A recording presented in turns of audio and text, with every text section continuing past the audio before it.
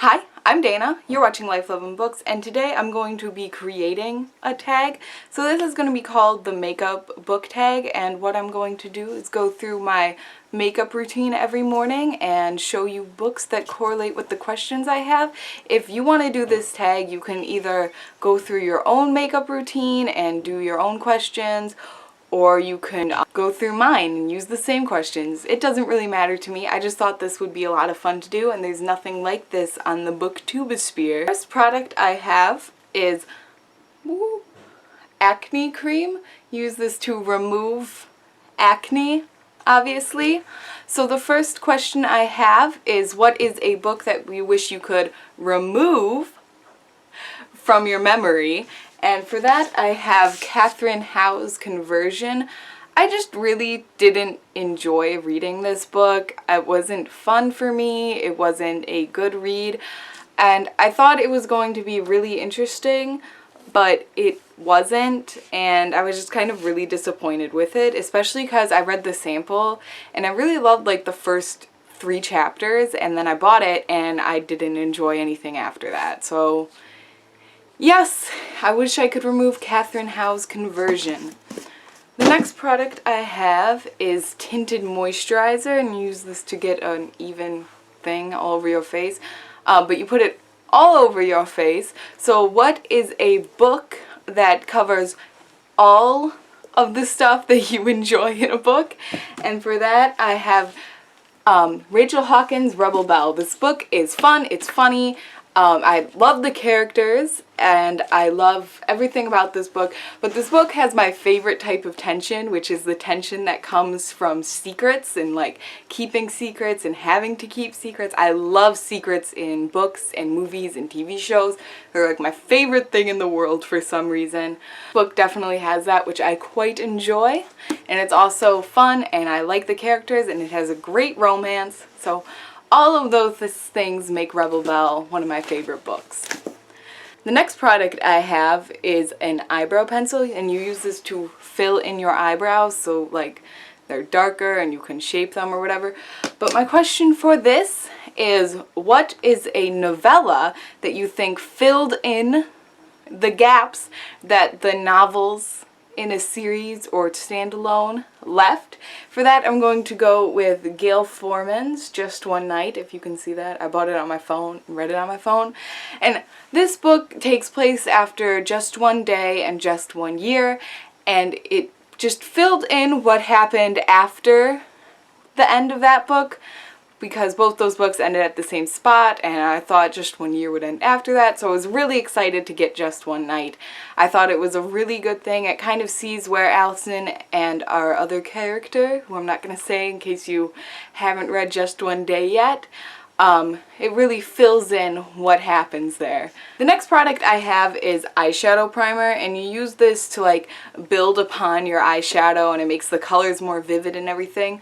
So my question for this product is, what is your favorite world building? For this, I'm going to go with the world building in Daughter of Smoke and Bone. I really just loved the world that Laini Taylor created, and I loved reading her world building, which is strange because I usually don't enjoy world building that much, but Laini Taylor's writing is just so beautiful, it made me not mind the world building at all. So yes. Next product I have is eyeshadow. Now eyeshadow can be used for a variety of, ooh, there's your camera, for a variety of things. You can make your eyes look pretty or they can look ugly. So my question for this, what is a book that perfectly represents its insides, like eyeshadow can represent exactly how you're feeling? And what is a book that does not? The same way that eyeshadow cannot represent what you're feeling on a particular day. So the book that perfectly represents its insides is F. Scott Fitzgerald's The Great Gatsby. Now this painting, Fitzgerald saw it one day and he was like, that has to be the cover for The Great Gatsby. So it was, and this cover is just perfect for The Great Gatsby. And the crazy thing is, it wasn't painted for The Great Gatsby, but everything about it is just resemblance of Gatsby. We have like the Carnival of New York in the background, and we have this crying face. I'm going to either be Daisy or maybe not Gatsby, probably Daisy, and crying, and I think somewhere in here there's a green light, and just, it's crazy. So, and the book that does not represent the insides is Just 1 Year. Now this is because our two leads, the leads that are kissing here, are never together in this book. Never. This is his story, and Just One Day is her story, but they're not together in this book at all, except for like at the very, very end. So, like, why do you have a picture of them kissing? This is like the most misleading cover ever. Just saying. The next product I have is eyeliner. Can you see it? Can you see it? Can you see it? I'm not Grace Helbig. Whoop. I'm going to use eyeliner. And for this, eyeliner was a bit tricky for me to get used to. It took me a couple tries to get into using it and using it regularly. So for this, my question is, what is a book that took you a few tries to get into, but once you got into it, you binge read the entire series? And for that, I have So You Want to Be a Wizard by Diane Duane. I bought this book, not bought it, I received it as a Christmas gift in 5th grade. I didn't read it until 7th grade, but in between 5th and 7th grade, I had started and stopped it 4 times. But as soon as I got past this certain point, I just binge read everything. This is a 10-book series. I binge read all 10 books. So, pretty fantastic. The next thing I have is Lash Primer. So, the thing that it says Subversion. Thicker, longer, stronger. So for this, it is your longest book that you've read on your shelf. And the longest book that I have on my shelf currently is Inheritance by Christopher Palonian. This book is 849 pages long. This book took me a week to read, which, wow, I'm actually super proud that I read this in a week. The next product I have is Urban Decay's Perversion Mascara. And the little thing that it says underneath it, I don't know if you can see it.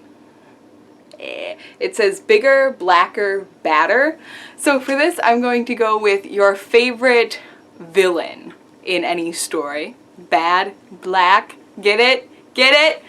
And for that, I'm going to go with Vicious by V.E. Schwab. I consider both of the lead characters villains. And that's really bad because I really liked Eli. And I'm assuming he's everyone's least favorite, but I loved Eli for some reason. I sympathized with him and I understood him, and it sounds weird, but you know, whatever. Next product is bronzer, which used to highlight your cheekbones. So for this, my question is, what is a book that you consider a highlight, get it, of your reading career? And for that, I have Looking for Alaska by John Green. This book is deeply important to me for a lot of reasons, and that's why I consider it one of the highlights of my reading career. It was also one of the first contemporary books that I read, which was very exciting, and I've read it more times than I could possibly count, so it's multiple highlights. The next product I have is Lip Stain. So this stays on. I use it as a base for colors.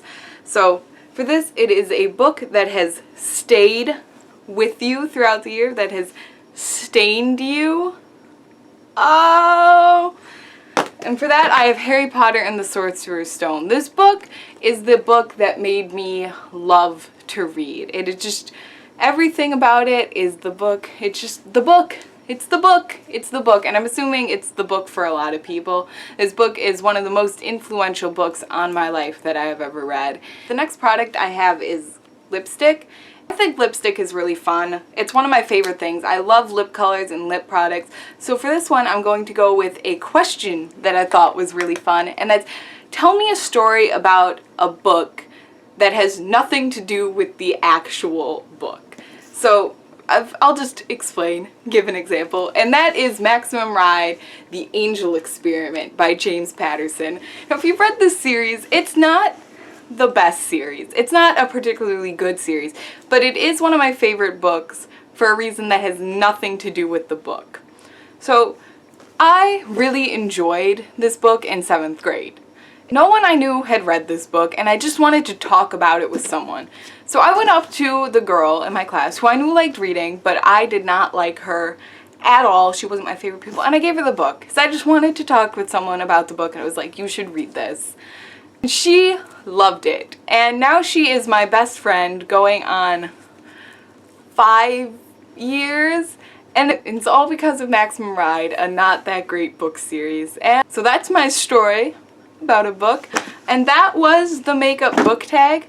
So to my camera, so sorry the framing's different. It's gonna bug me more than it bugs you. But anyway, I'm gonna tag some people to do the makeup book tag. So I'm gonna tag my 2 followers who I know do booktube. So that's Sam from Novels and Nonsense and Barbara from A Tale of a Sphinx and a Unicorn, or something to that effect. Lainey from Ginger Reads Lainey, Heather from The Bookables, Christine from Pullin' Bananas Books, Kat from Catty-tastic, and Reagan from Prue's Project. So, and I also tag everyone who wants to do it. I think that anyone who wants to do this tag should definitely do it. So, for now, I'm Dana, you're watching Life, Love, and Books, and I'll see you next time. Bye!